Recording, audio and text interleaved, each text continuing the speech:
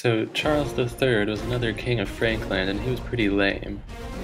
His kingdom was being more or less obliterated by a bunch of pagans, and one of the leaders of the pagans was this guy called Grolf, a.k.a. Rollo.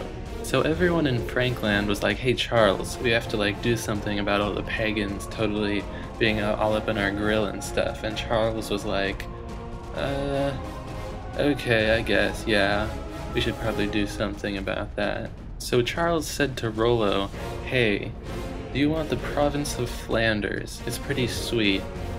And Rollo, who knew what he was doing, was like, no, why don't you give me Normandy instead?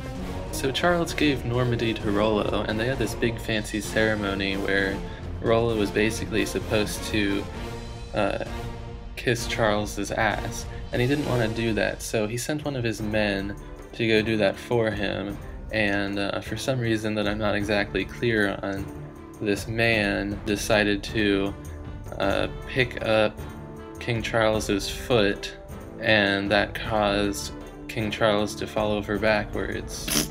So he looked kind of like an idiot in front of everyone. But I guess he was kind of a pushover because he didn't do anything, and that was pretty much that. Of course, after that, Rollo converted to Christianity and also made all of his followers convert to Christianity, and he married the King Charles's daughter in a Christian ceremony, and continued to do all sorts of great Christian works and improving the country that he presided over for many years to come. But it is important to keep in mind that the only real accounts we have of this story are based on the writings of two people, Dudo of Saint Quentin and William of Jumieres. And neither of these guys actually knew Rollo or King Charles, and they came a little bit after. But what they both had in common was that they loved Jesus and they loved the Normans.